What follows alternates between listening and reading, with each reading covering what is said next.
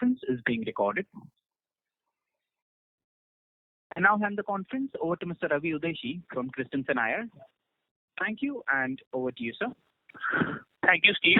Good evening, friends, and good morning to those who are joining us from the western part of the world. Welcome to the Q4 and FY21 earnings call of Neuland Laboratories Limited. To take us through the results and answer your questions today, we have with us the top management from Neuland, represented by Mr. Suchit Davuluri, Vice Chairman and CEO, Mr. Saharsh Davuluri, Vice Chairman and Managing Director, Mr. Deepak Gupta, CFO, and Mr. Sajeev Emmanuel Medikonda, Head Corporate Planning and Strategy. We have sent out the press release as well as the detailed presentation, and the same have been uploaded on the website as well as the exchanges. You could take a look at that, or in case any one of you wants it, we could email the same to you.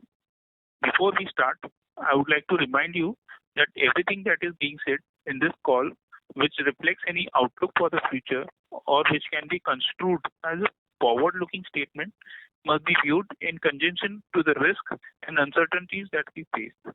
These risks and uncertainties are included but not limited to what we have mentioned in the prospectus and in the subsequent annual reports, which you will find on the website. With that said, I will now hand over the floor to Mr. Saharsh, who will give the highlights of the quarter and the year gone past. Over to you, Mr. Saharsh. Thanks, Ravi. Good evening, friends. Thank you for joining the call. But before I start, I hope all of you are healthy and safe, staying at home. So I think in terms of my opening remarks, I'd like to start off by saying that, in line with the previous quarters, I'll share a few comments about the overall financial results as well as the drivers of the business, and then we'll open up the floor for Q&A. So I trust that you've gone through the presentation that Ravi was referring to. It was posted earlier today on our website, and I believe it's also been filed with the exchanges. As always, we would welcome any feedback on the material shared, and we would try our best to incorporate them going forward. Our operations this quarter were at near normal levels. However, raw material sourcing faced logistical issues in the last couple of weeks of March on account of the lockdown, again being enforced in several states and the related flight cancellations, etc. On the workplace safety and employee health front, we have been taking the required preventive measures both at the office as well as at our facilities, and that has seen us managing well given the current environment. On the financial front, we recorded sales of rupees 259 crores, which was a growth of more than a third compared to the corresponding quarter of the last year. The same was led by high growth in GDS and complemented by a stable growth in the CMS business. On a full year basis, the overall top line grew by almost a fourth to 953 crores, with traction witnessed in both CMS and GDS. Our GDS business continues to see increasing volumes. This was led by the key molecules of levetiracetam, tizipine, and levetolol. Specialty had a diversified success base, with some of the important molecules being dorzolamide, daprisoroff, entacapone, and donepezil. Going forward, we expect the GDS business to have increasing momentum both in the short term as well as the long term. The CMS business has seen growth both from the baseline as well as the development projects, which have performed in line with our expectations. In the immediate term, we are focusing on some key CMS projects which are approaching commercialization. And in the long term, we continue to focus on CMS business origination across key geographies, which is mostly North America, Europe, and Japan. We would also like to highlight that the CMS business may look lumpy on a quarterly basis due to either seasonality or lumpiness in the orders that we receive, but is expected to deliver growth on a yearly basis. The Unitary operations have gradually been commercialized on a product-wise basis, and we expect it to show good growth over the next 3 years. With that, I'd now request Deepak to take us through the financials and brief. Deepak? Yeah. Thanks, Sash. Good evening, friends, and very warm welcome to everyone for our Q4 FY21 earnings call. I will briefly update you on the financials, after which we will open this call for Q&A session. The total income for this quarter was rupees 259.3 crores, which is a growth of roughly around 34% on year-to-year basis and 5.6% on quarter-to-quarter basis. The EBITDA for this quarter has gone up to 40 crores. This equates to EBITDA margins of 15.4%.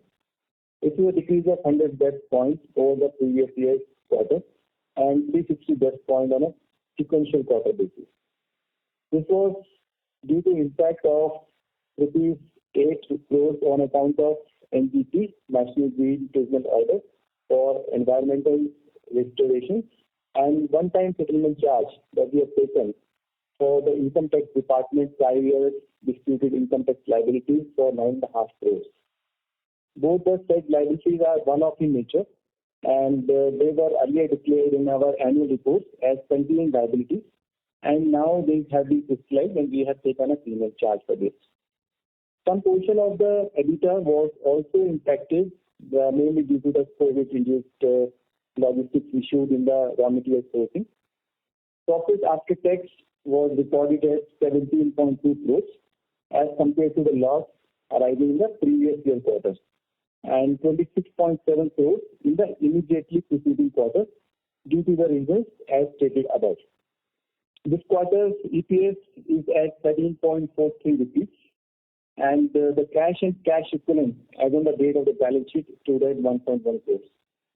For FY 2021, our total income was 953 crores, which is up by 24% as compared to the previous year due to the increase in the commercial operations. The EBITDA for the year is 162.5 crores, which is higher by 54%, which is mainly because of the improvement in the business that we have seen. The EBITDA margin stood at 17.1% for FY21, being higher by 340 basis points for the same period for the reasons stated above. The PAT came to 80.3 crore rupees. And our gross margin is at 170 crores, and our gearing ratios continue to decrease on a year-to-year basis. We have also undertaken capex of around 105 crores for FY21. With this, I now request the moderator to please open the line for Q&A session. Thank you very much. Thank you very much. We will now begin the question and answer session. Anyone who wishes to ask a question may press star and 1 on their touchtone telephone. If you wish to remove yourself from the question queue, you may press star and 2. Participants are requested to use handsets while asking a question.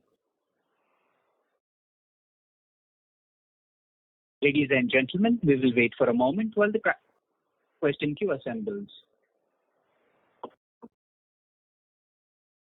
The first question is from the line of Sajal Kapoor from Unseen Risk. Please go ahead. Yeah, hi. Thanks for taking my questions and good afternoon. Am I audible?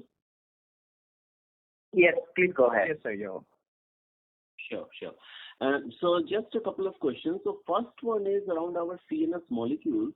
Researchers here at the University of Liverpool and the King's College London are pointing towards certain long-term impacts induced by COVID-19 related to various CNS disorders. Even the recent data published by IQVIA points towards a number of post-COVID side effects related to Parkinson's, insomnia, Alzheimer's, seizures, depression, anxiety, and so on. I can see that in FY21, many of our CNS molecules have done very well. But given Neuland's long history of CNS filings and domain expertise, how do you assess the emerging problem opportunity landscape, please? Yeah, thanks for the question, Sajal. Not sure if we are best qualified to answer that question, but I think just from a CMO's perspective, I think as you rightly said, there's a lot of interest in post-COVID medication. There's been a lot of research done in various areas in pulmonology, ARDS, for example, is one area where a lot of companies are looking at discovering new drugs for addressing an issue like ARDS, which I think is a problem that patients who have recovered from COVID face. Again, as a CMO, we work with a lot of biotech companies who are coming up with a lot of innovative drugs. And as part of that effort, we are also fortunate to work with a few biotech companies who are looking at these areas. However, I must say with caution that we still don't know what the outcome of that research is and what the outcome from a business perspective for someone like Neuland would be. But yes, we do, see a lot of activity in this area, and there are a few opportunities that we are working on, and fingers crossed, hopefully something might be, big from that.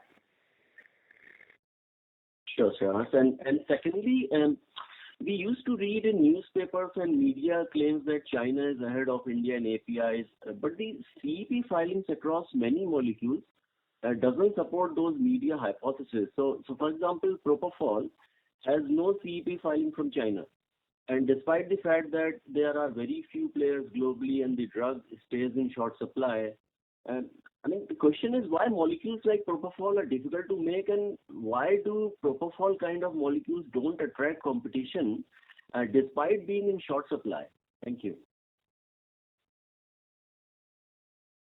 So a couple of things, Sajal. One, even though China was in the news a lot, it never really established itself for complex or specialty APIs as a credible source to the pharmaceutical market.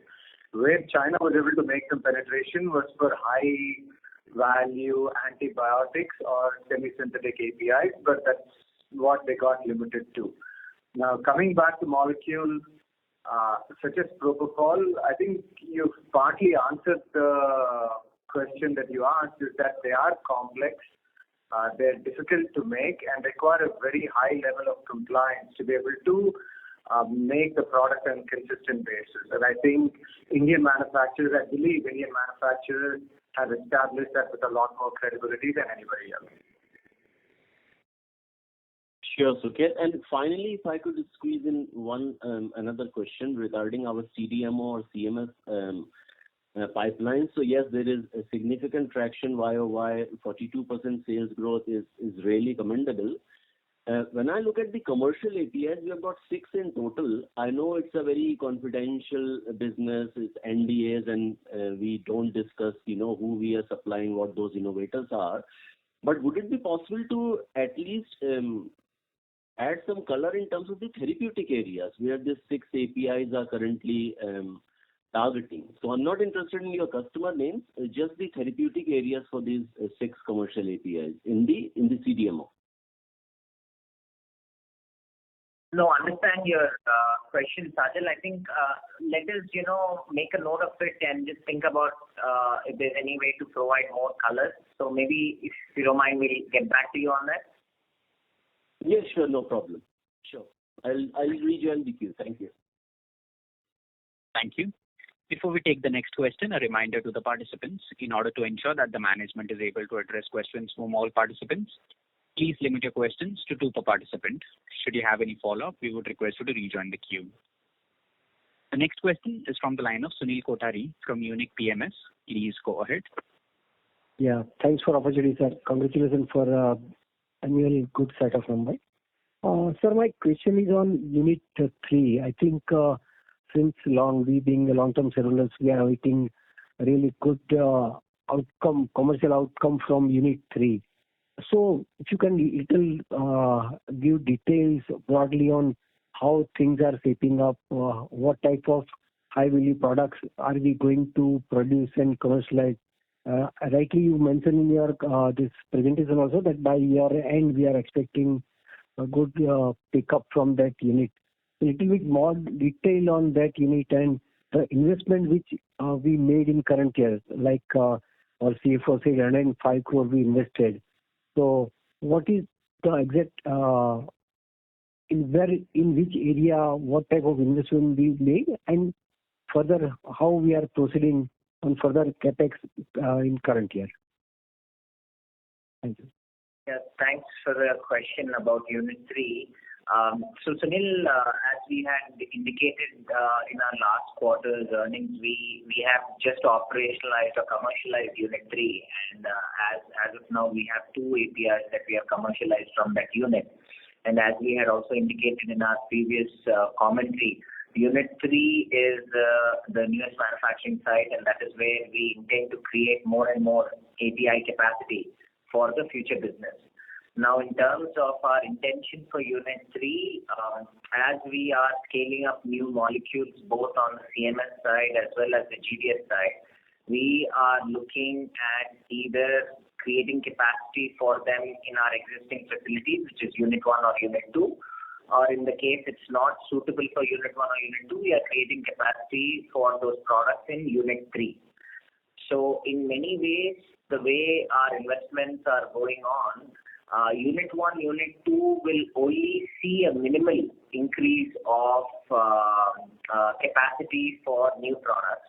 There will be, debottlenecking, there will be modernization related capex.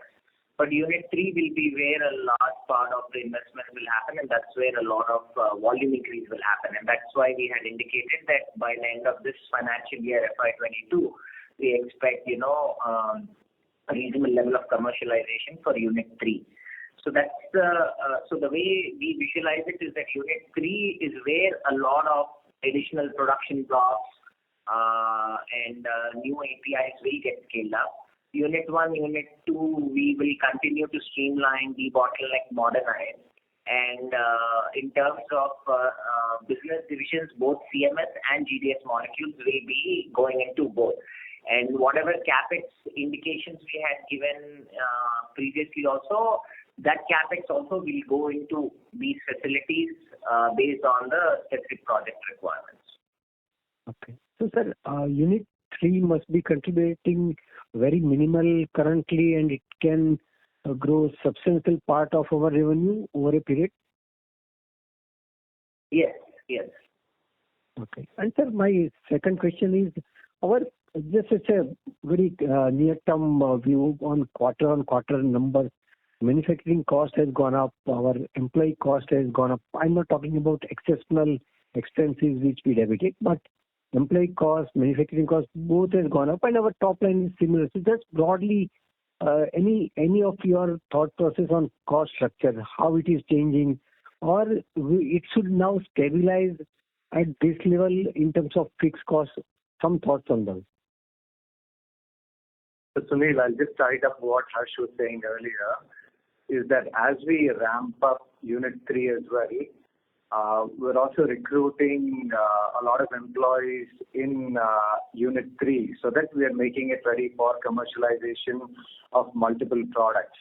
So we will see this where there will be an increase in employee costs as well as manufacturing costs. And then we will start to incur the revenue. So there will be this period of a little bit of a mismatch, but I think as far as we are concerned, it is business as usual. We are not expecting any exceptional increase in overall costs, and this trend should continue. Great, sir. And my last point is... Mr. Kothari, sorry to interrupt, yes, but for any follow-up, maybe request to take sure. you, please. Thank you. The next question is from the line of Siri Jain from Apex Capital. Please go ahead. Yeah, good evening, everyone. Thank you for the opportunity. I wanted to understand about the pricing power that you would have in some of the molecules where you dictate the market share. So I want to understand, are you able to dictate the prices in such molecules and quickly pass on any rises, or generally you are into long-term supply contracts in such molecules where you have the majority of the market share? Yeah, thanks for the question. So typically when it comes to the GDS business, we don't have any long-term pricing contracts. It's usually on a year-to-year basis. And even within the GDS business, I think if you have to try to look at it segment-wise, perhaps on the prime side, the prices are more market-driven, although Neuland, given our track record and our ability to, provide high-quality APIs, we tend to have a small premium in terms of what the market prices are. When it comes to the specialty products, there's not as much of a strong pricing reference as it is for prime. So therefore, there tends to be a little bit more variability in terms of pricing. And a lot of this is also dependent on the other aspects, the geographies, what kind of competitors are there, what kind of specifications we are able to provide for the API, etc. Most of our products are in a non-commodity type of category, and therefore we're not too much driven by spot prices and things like that.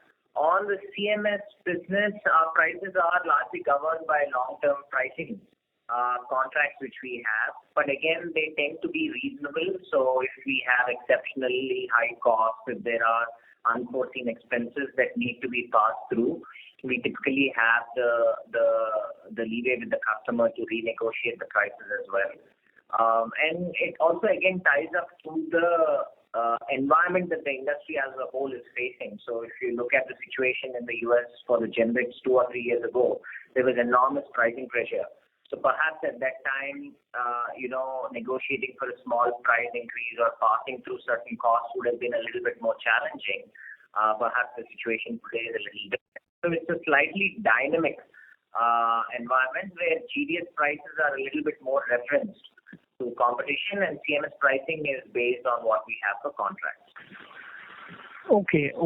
Thank you. And one last question I have is, how different would be the margins in the specialty API segment and CMS segment, given the challenges that both of these segments have? So I'm not looking for a specific number. I'm just happy to learn about the industry standards. So given the complexity of both the processes, how different would be the margins in both the specialty API and the CMS? So I think they would largely be comparable, I would say, Shish. We've seen, so again, in CMS, we have molecules where we are second source, and there the margins tend to be slightly on the lower side. Some of the newer molecules that we are working on, we are the primary source. The margins tend to be slightly higher. Similarly for specialty as well. In fact, if we have to put them next to each other, I would say the margins are quite comparable, and obviously these are better than the prime molecules. Okay, thank you. Thank you. The next question is from the line of Jay Shah from Neuland Enterprises. Please go ahead. Hello. Am I audible? Yes, sir, you are. Hi. Good evening and congratulations to the management on a great set of numbers.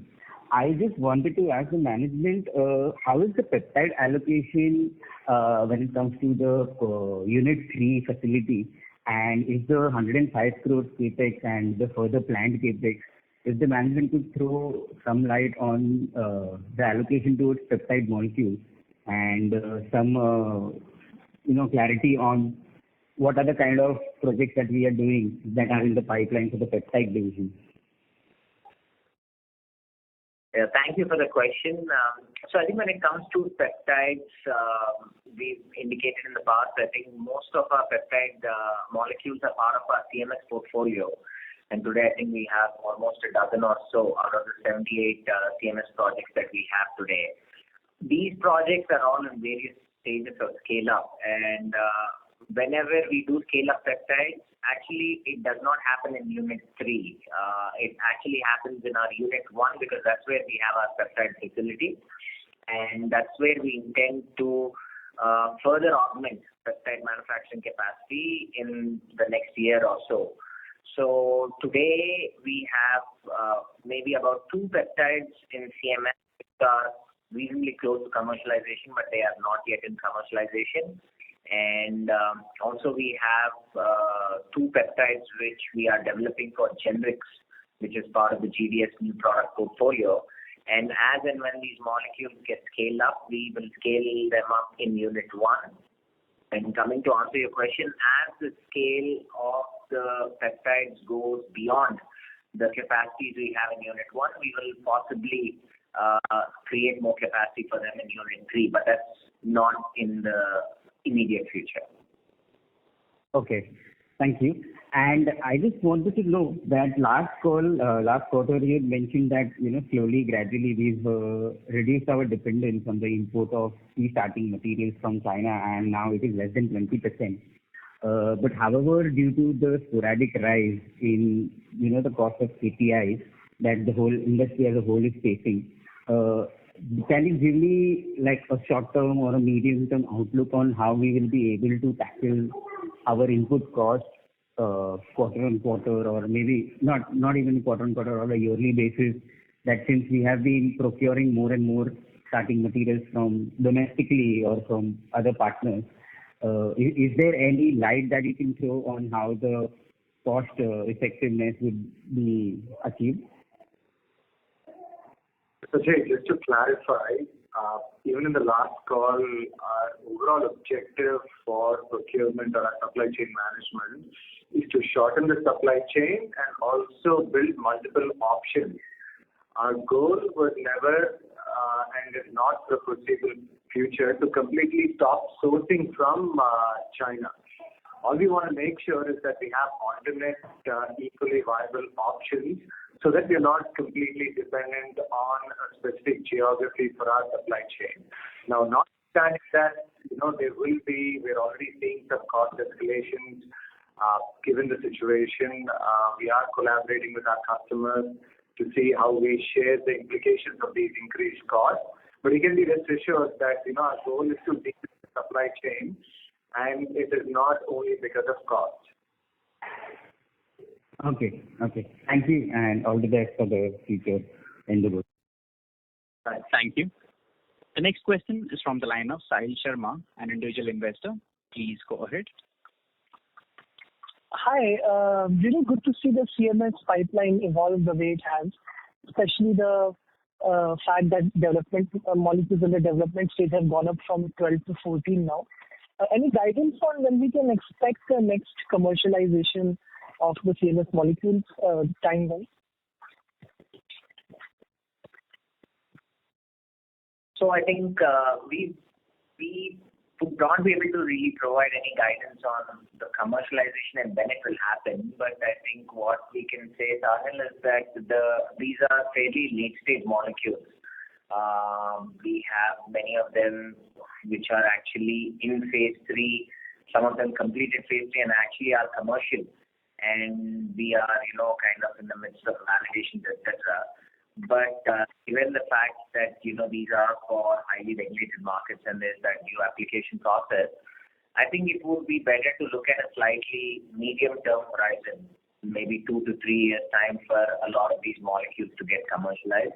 Also keeping in mind that there is a portfolio effect as well, right? Because we may have several molecules, but we are also mindful that not every molecule may be commercially successful. So I think a 2 to 3 year time frame is a good time frame to look at the CMS pipeline that we currently have getting reasonably well commercialized. Okay, thank you. That's it from my. Thank you. The next question is from the line of Pratik Kothari from Unique PMS. Please go ahead. Hi, good evening, and thank you for the opportunity, sir. So my first question is a recent disclosure to the exchange regarding downward revision of some land agreement, the area that we were supposed to receive. So if you can just throw some light, we also sold some 120,000 square feet this quarter, which we have mentioned in the disclosure. So some complete picture on what is happening there. Sure. So the background of this is that Neuland has a piece of land in Hyderabad, which we had determined that we would not build our own facility over there, and we had decided to enter into a joint development agreement with a real estate company. As a result of that partnership, the real estate company actually created a large piece of commercial real estate in which Neuland was entitled to some square footage of the building. And that, as per the agreement that we had with the builder, that square footage was in the form of what is defined in real estate world as a cold shell. Now, that cold shell meant that the building would still need to incur certain investments from us to convert it into a warm shell, which would be for work involving false ceiling, ducting, piping, etc., etc. And as part of our agreement, we had to pay or reimburse the builder certain amount for these cold shell to warm shell expenses, which the board felt was better by actually selling a part of the square footage of that building and giving the proceeds of that sale to the builder, so that we would not have to pull funds out of Neuland's core business. And that decision had resulted in us having to reduce our square footage from the original building, and by reduction, what we did is that reduced amount of square footage was actually sold back to the builder at the current market price.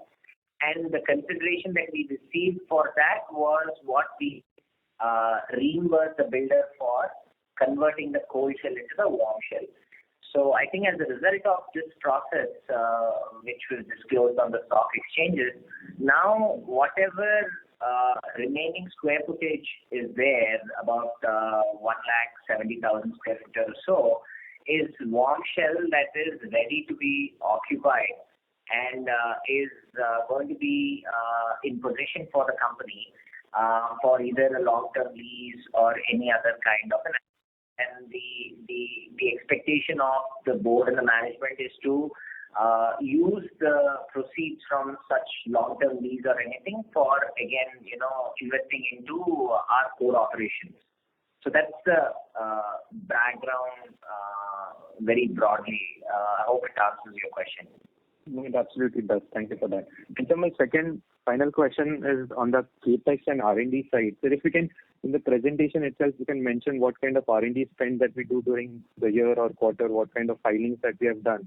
That is just in suggestion, but if you can, until then, if you can just throw some light on what kind of spend do we do on the R&D side, how many molecules do we file, what kind of areas do we focus on, and also the 100 crores of capex that we have done. Clearly, we have not increased capacity for that. So what was this regarding? Deepak, would you like to answer the questions? Yeah. So R&D spend, so we do there are two kind of expenditures that we incur for R&D. One is the capital expenditure that we use to build the R&D capability. And secondly, the expenses that we incur in terms of operating expenses. So typically in our business, so R&D spends are roughly, for the capex investment, we do allocate roughly around 5 to 7% of our total capex spends for R&D, so that we can upgrade our R&D facilities in terms of new molecules that come into the picture. The operating expenses for the CMS business, so what we do is we recover it from the customer. So we bill it to the customer and recognize that as a revenue for our business. So that is not a charge to the P&L person. And for our own development for the GDS molecules, that is the inbuilt cost that is basically absorbed in our product costing, and we eventually charge it to the GDS customers. So I can say that overall the R&D capex is roughly in the 5 to 7% range, and operating expenses are more or less recovered by way of revenue from the customers. Okay, and on the capex side?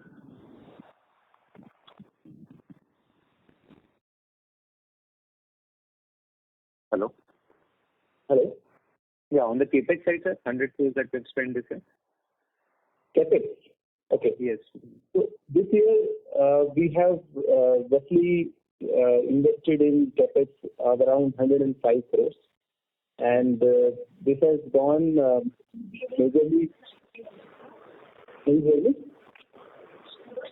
Yes, sir, we can hear you. Please proceed. So this has gone majorly for capacity enhancement as well as for the facility upgradation. So these are the two areas where we have invested in capex roughly around 105 crores in this current year. So, but the capacity is same, right? Year on year, what it was last year versus this year? So capacities we are building in Unit 3. So that's where the new business is coming in. So our Unit 1 and Unit 2 is optimally utilized as of now. So the capacity building is happening mostly in the Unit 3. Okay, so we are further expanding our capacity from Mr. Kotak? 200. No, it's a continuation. If I can please on the Yes.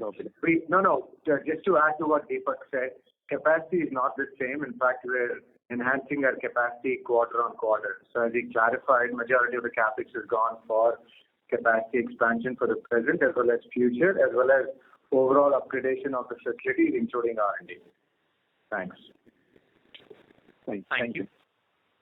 The next question is from the line of Samir Desai from PH Capital Limited. Please go ahead. Couple of questions. First is, what is the currently CMO percentage of sales and CDMO percentage of sales, and what will be the after 3 years of going forward, any guidance on that?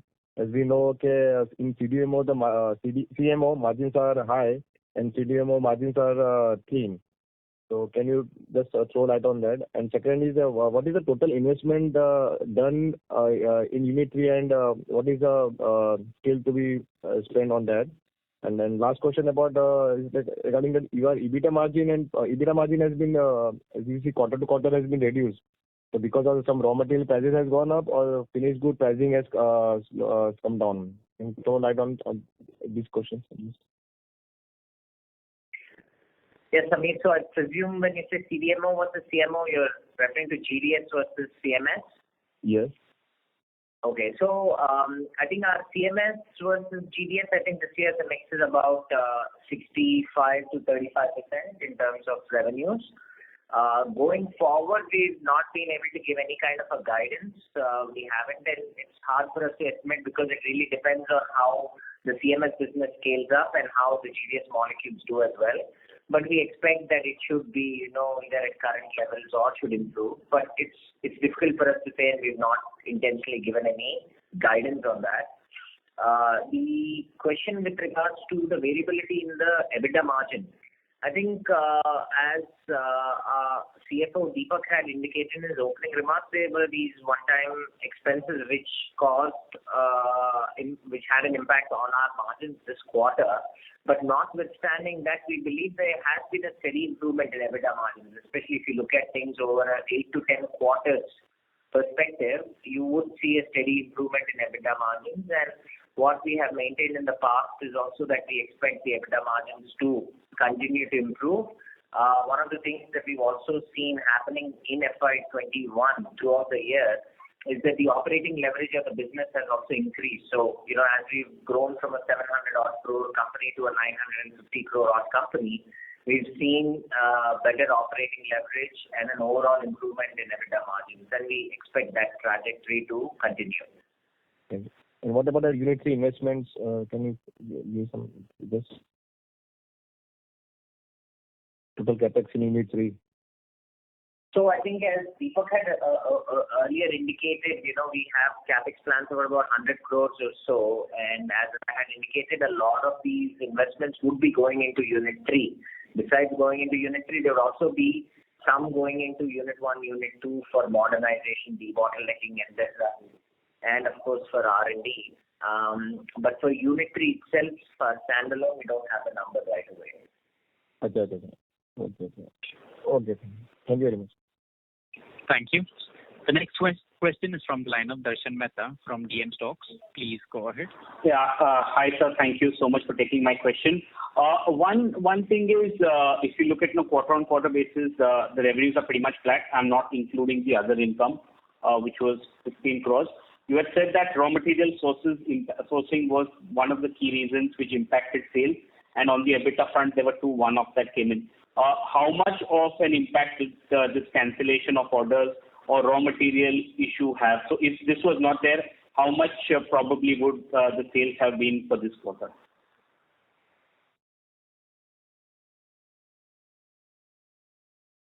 So, Saharsh, shall I answer that question?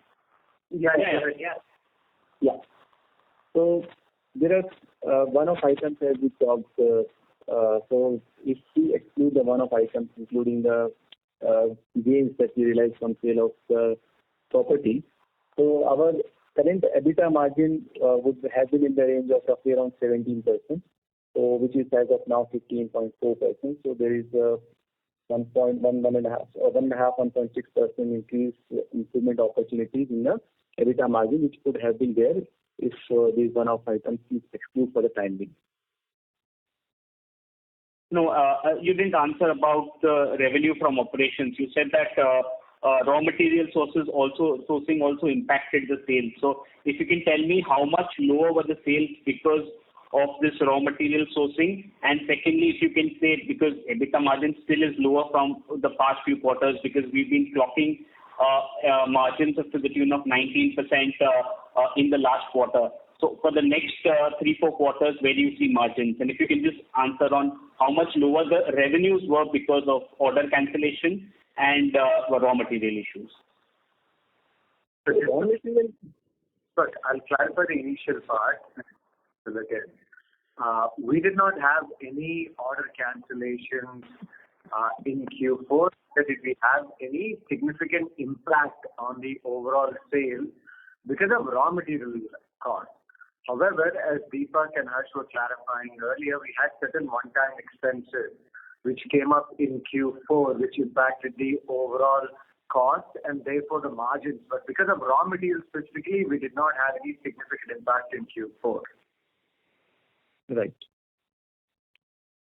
And you didn't answer the part where how do you see the next year in terms of margins and revenues? So I think we've never give guidance, Darshan, in terms of how the business grows. But I think if you look at the trajectory of the past 2 years and we see the steady improvement in the margins, we believe that the momentum continues to be strong because both for the CMS molecules and the GDS molecules, the prospects look fairly good. We probably would not be able to quantify what kind of margins of growth or what kind of target Ebitda margins we are going to have, but we expect that the trajectory will be fairly steady and you should see consistent performance from us going into FY22 as well. And as a general comment to our investors and shareholders, I think what Harsh said is absolutely right. I think we expect the business to continue. We haven't seen any indications from our customers in terms of their expected offtake, but at the same time, we all know that the current situation with COVID has brought in a lot of uncertainty and nobody knows how the situation is going to pan out. So we're keeping a close watch. We are managing it on a day-to-day basis, but only time will tell as to how the current situation will impact us. Okay, thank you. If I have more questions, I'll join. Thank you. The next question is from the line of Yogesh Bhatia from Sequent Investments. Please go ahead. Hi. Actually, I had questions on the Ebitda margin, but they've been just answered previously.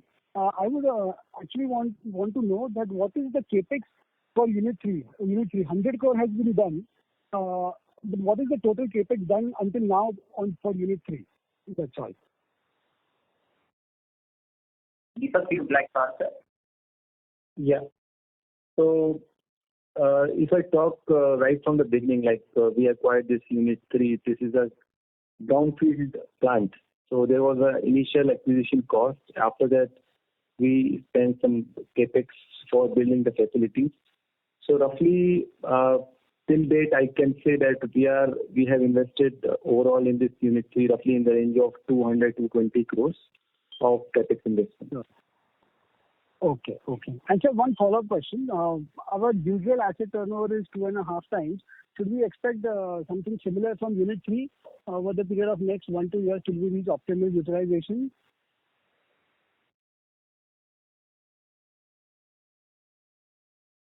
Harsh, you want to answer that?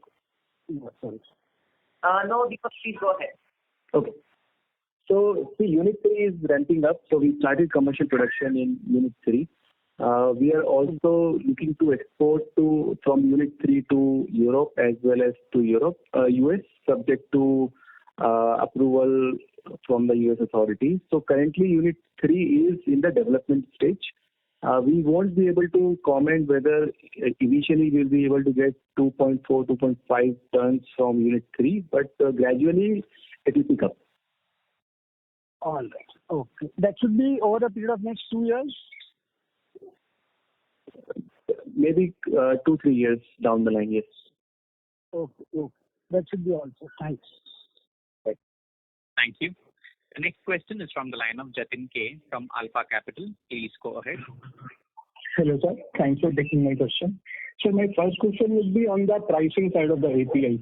Are we seeing any price jumps or things like that in the Q4 as well as in the current quarter? Nothing in a short-term basis. Prices have been reasonably steady, and we negotiate price on an annual basis. Also get but at this point, it holds steady.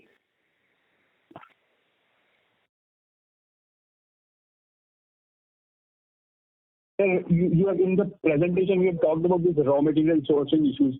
Since this, and you are saying that it has not affected the Q4. So is it affecting right now, or do we expect it to affect in the coming months? Or because you have mentioned in the PPT, but you are saying it hasn't affected much in Q4 numbers.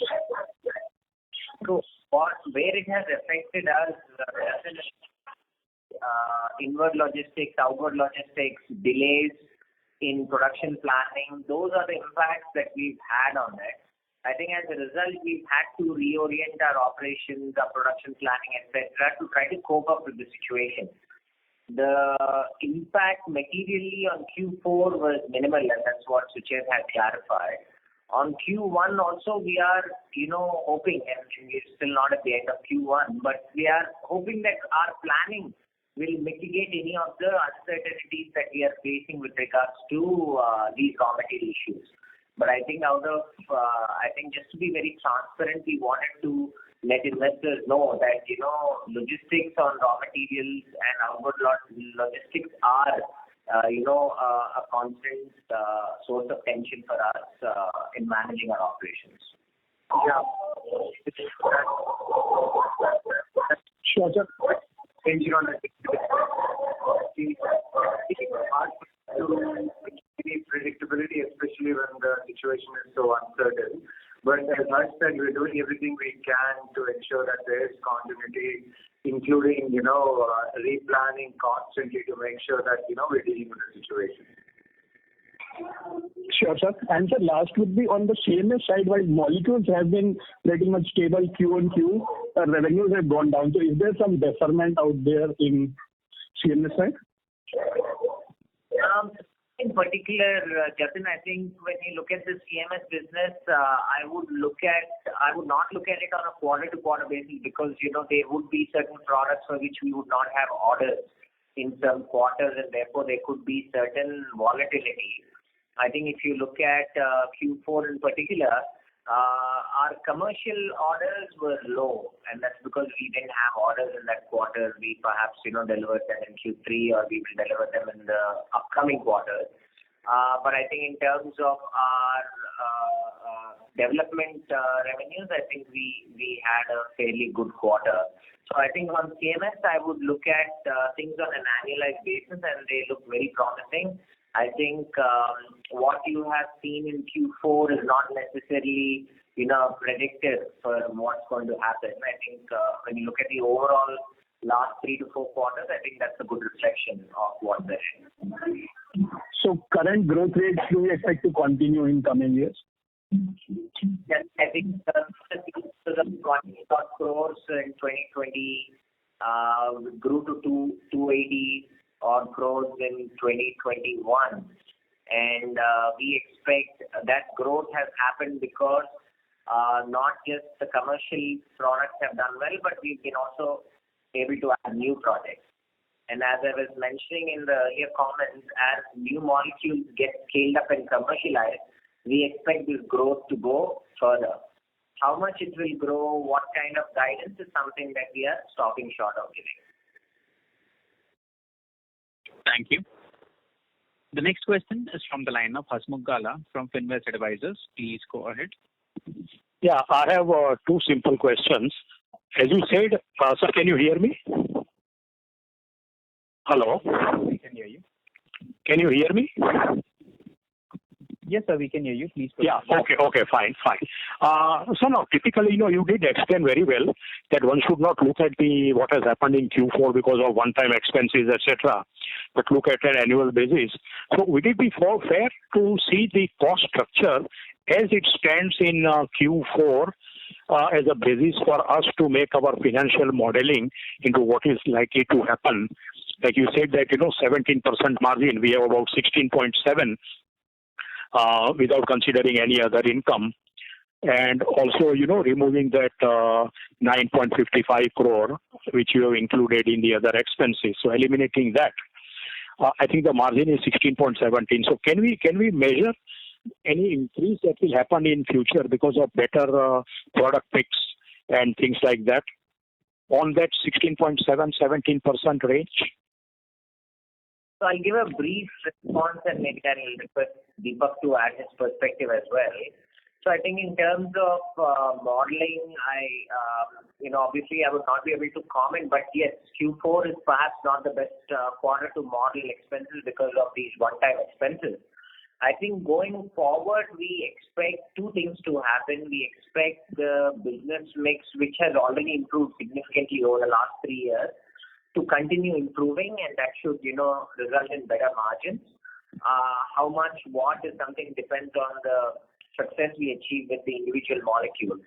I think at a cost level, as Suchet and I had indicated that, we expect to capitalize Unit 3 further. We expect to add more manpower. We expect to invest more in R&D, and we expect to keep investing.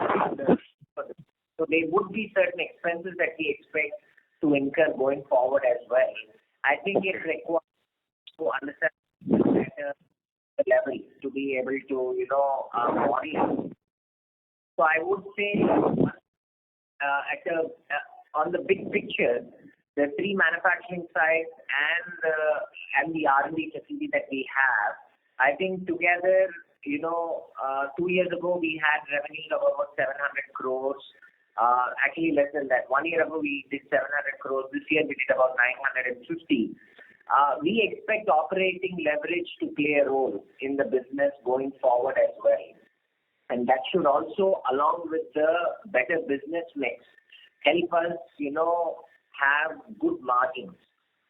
The quantification of it is something that we leave to you. I will still ask Deepak to add his comments and see if there's anything else that he can provide as inputs. Yes. I think Sash, you gave a very good perspective. I will also try and mention that currently we should look at the full year performance.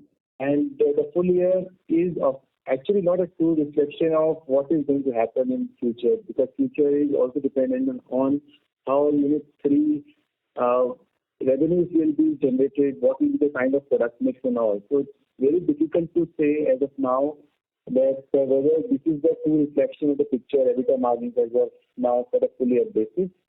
But I see that once the Unit 3 becomes ramped up, then probably we can have a better visibility about the future margins. But as of now, it is too early to say if Unit 3 still under ramping up process. So maybe we'll have to wait for a couple of quarters to see how these pictures turn out to be. CapEx requirement will be around 100 crore per annum, or will it grow? You said CapEx requirement?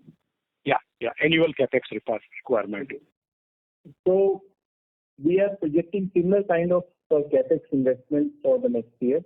That is also dependent on the projects which will come up. We will be evaluating those projects, and after that evaluation only we will see whether we are getting good ROIs on those projects. Accordingly, we will take a call. So currently we are projecting in that current year, based on the current year CapEx investment, similar kind of investments going forward, subject to the evaluation. Okay. And so last question, what will be the effective tax rate we should consider? Sorry, I didn't get the question. Yeah, effective tax rate. Effective? Tax rate, income tax rate. Okay. So we have basically opted for a 25% interest rate. So I don't see any changes which is going to happen in the tax rate, but however it is subject to the next year's budget. What the That's fine. So as of now, you have opted for 25%. Yes, we have opted for 25%. Correct. Okay. Thank you very much. Wish you all the best. Thank you. Thank you. Ladies and gentlemen, we take the last question from the line of Keval Asher, an individual investor. Please go ahead. Thank you for the opportunity. Wanted to have some idea on our CMS segment. As over the past few years, we've scaled up, and at present it is 28% of our total revenues. Now we are also focusing on late-stage molecules, as it is our strategy now onwards. So how much percentage of total revenue do we expect? Could you repeat the question? Yeah. Am I audible now? Yes. If you could just speak a little slowly. Sure. So basically, over the past few years, we have successfully scaled up our CMS segment, and at present it is 28% of our total revenues. Now, as our strategy is to focus on late-stage molecules from the clients as well, how much percentage of total revenues do we expect from CMS segment over the medium to long term, as we cannot say it on quarterly basis? So thanks for the question, Keval. I think the CMS has been steadily increasing as a percentage of overall business.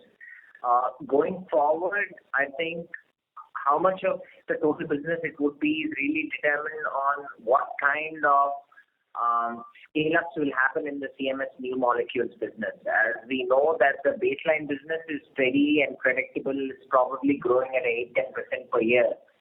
What makes it difficult to model for us is the new molecules which we have in the CMS pipeline. We don't know how many of them are going to be successful and to what extent.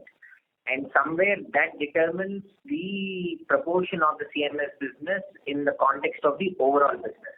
At the same time, we also have a lot of volume increase in our GDS molecules as well. So somewhere it's a very dynamic situation where we have a bunch of CMS molecules scaling up and getting commercialized, which we are not able to predict. Second, we also have a lot of GDS molecules which are doing well as well. And in this kind of an environment, we do have our internal estimates, etc., but we are not in a position to give any sort of a guidance on what will be the proportion going forward. I think the current ratio of the business, which is approximately 30%, is a good base to look at. And I think going forward, since the CMS business is a smaller business and is growing at a higher rate, we can expect it to have a higher contribution. But to what extent and how much time is something that we will not be able to provide any inputs for. Sure. Thank you so much, and all the best for the future. Thank you. I would now like to hand the conference over to Mr. Sahaj Davuluri for closing comments. Over to you, sir.